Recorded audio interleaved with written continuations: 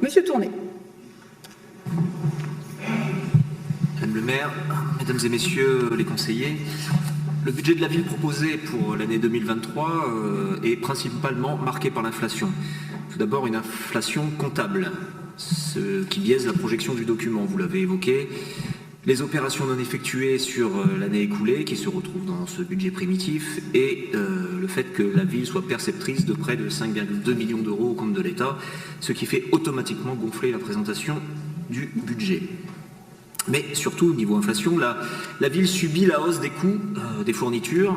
Elle voit aussi des hausses légitimes de charges de personnel, mais non compensées. Et elle connaît l'explosion des prix de l'énergie, qui est un fardeau pour la collectivité et ses habitants. Comme pour le budget de l'agglomération, ce dernier fardeau est, selon nous, consenti par la majorité, car cette Assemblée ne se prononce pas pour la sortie du marché spot de l'électricité. La ville prévoit une augmentation de 200% de son budget électricité sans jamais affirmer qu'il est inacceptable d'enrichir grassement des distributeurs d'électricité qui nous ruinent littéralement. Le second point qui entrave ce budget, ce sont les politiques publiques qui affaiblissent les collectivités et les populations, notamment la politique systématique de réduction des dotations de l'État. Sous les présidences Sarkozy, Hollande ou Macron, votés par le Parlement, cet assèchement des dotations à l'endroit des collectivités, cette asphyxie financière délibérée se répète invariablement au travers des mêmes politiques délétères. Moins de dotations, c'est moins de fonctionnement pour parer aux situations d'urgence. Nous savons qu'au niveau de l'agglomération est prévue une hausse des impayés de l'eau, ce qui ne va pas s'arranger avec la dernière augmentation du prix. Qu'en est-il des services publics de base à Saint-Quentin, accès aux centres de loisirs, cantines scolaires par exemple? Nous savons les impayés en augmentation, mais pourriez-vous nous indiquer dans quelle mesure le sont-ils? Quels sont aussi les mécanismes mis en place par la municipalité pour ne pas arriver aux saisies du Trésor public face à ces situations, telles que des échéanciers ou des remises gracieuses? Est-ce d'ailleurs en lien avec le passage d'une ligne budgétaire à 140 000 € de provision pour contentieux?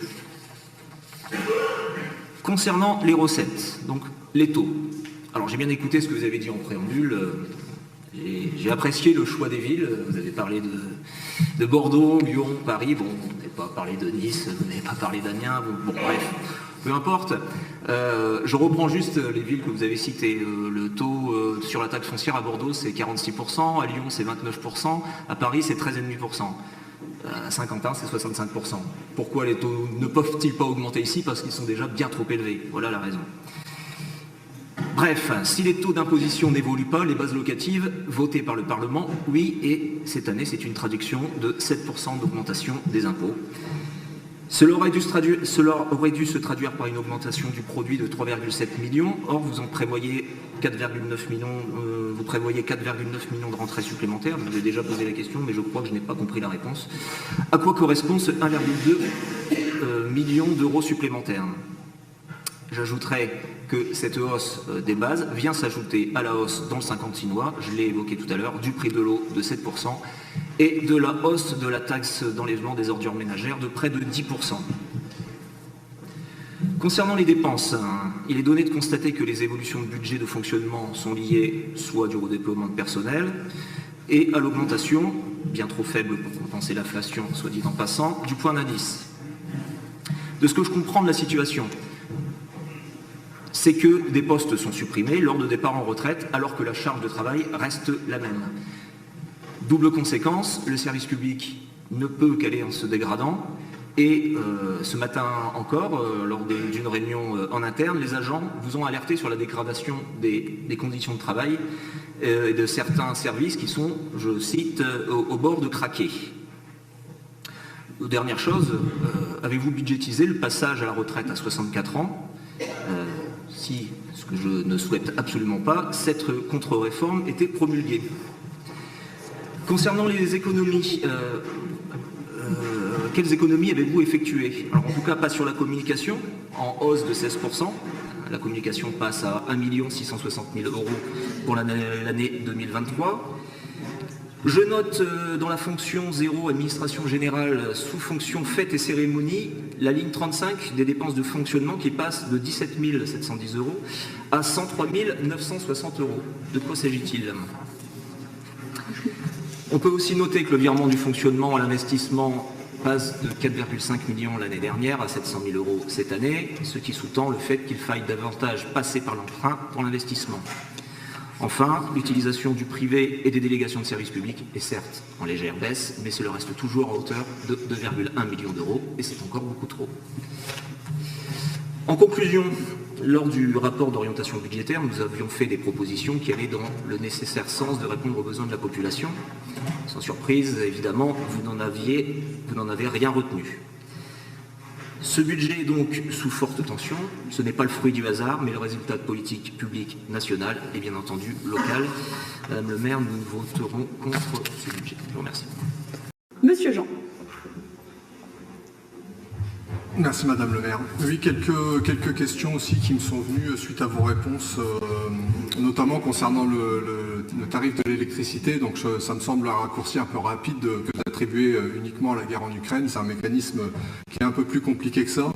Je tenais à préciser qu'il y a quand même en France, on est encore à 90% avec de l'électricité produite en France à 50 € du mégawattheure et que nous allons payer, ou plutôt qu'ils vont faire payer à la collectivité à 4 ou 5 fois le prix du prix de production.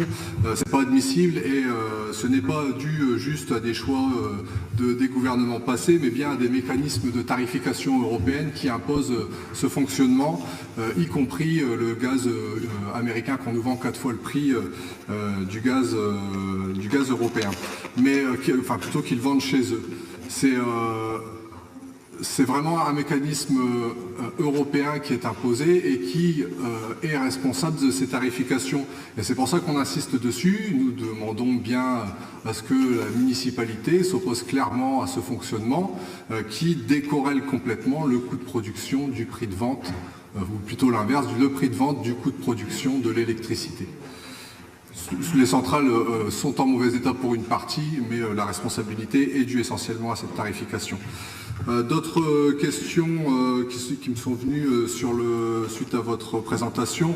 Vous affirmez qu'il y a une baisse de la consommation de 30% sur l'électricité ou sur l'énergie en général. Alors j'aurais voulu avoir une précision dessus. Est-ce que ça concerne uniquement l'électricité, uniquement l'éclairage, le chauffage aussi, et puis si on pouvait avoir des chiffres plutôt en euros, vu que là on est dans le budget primitif et que c'est exprimé en euros, on nous parle tantôt en pourcentage et tantôt en euros, on a un peu de mal à s'y retrouver. Concernant la cantine scolaire, la question a été soulevée par M. Calon d'une cuisine centrale. C'est quelque chose aussi qu'on portait lors de la dernière campagne municipale. Et je voulais, au-delà de la cuisine centrale, savoir s'il y avait une étude actuelle de la municipalité pour envisager une autre gestion des cantines, sachant qu'actuellement, si je ne me trompe pas, et vous me corrigerez si je me trompe, mais les repas sont livrés quotidiennement depuis Beauvais. Donc il me semble que c'est un système un peu compliqué à tenir dans le temps. Autre question sur la cantine, j'aimerais savoir combien il y a actuellement d'élèves en attente sur les listes, combien il y a d'enfants sur les listes d'attente. Et aussi, puisque vous parliez du tarif à 58 centimes, j'aimerais connaître combien il y a de foyers concernés par cette tarification. Pour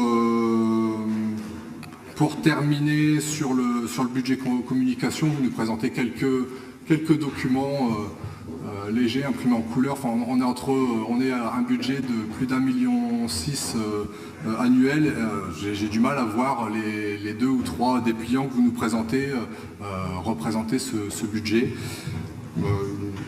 Et puis enfin, pour finir sur une note qui me tient particulièrement à cœur, j'ai pas vu la ligne dans l'investissement, la ligne concernant le bibliobus, et je n'ai toujours pas de nouvelles sur sa remise en route.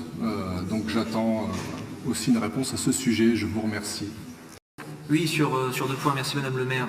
Le premier point, tout à l'heure vous nous disiez est-ce qu'il faut arrêter le village de Noël, etc. C'est pas la question, je n'ai même pas parlé de ça.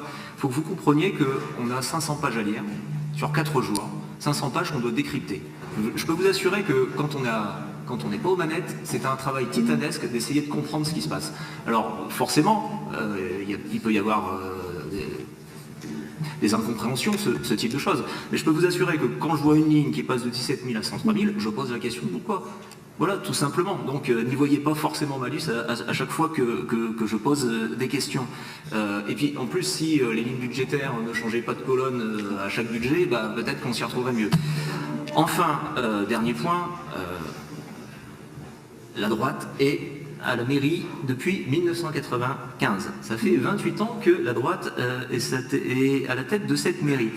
La majorité de droite a donc eu 28 ans pour baisser les impôts s'ils étaient trop élevés. Qui plus est, entre 1995 et 2007, la droite les a augmentés. Alors je veux bien que Daniel Lemeur, que je salue fraternellement, soit à l'origine de tous les malheurs du Saint-Quentinois, mais il ne faut peut-être pas exagérer, je crois qu'il n'a pas le dos assez large.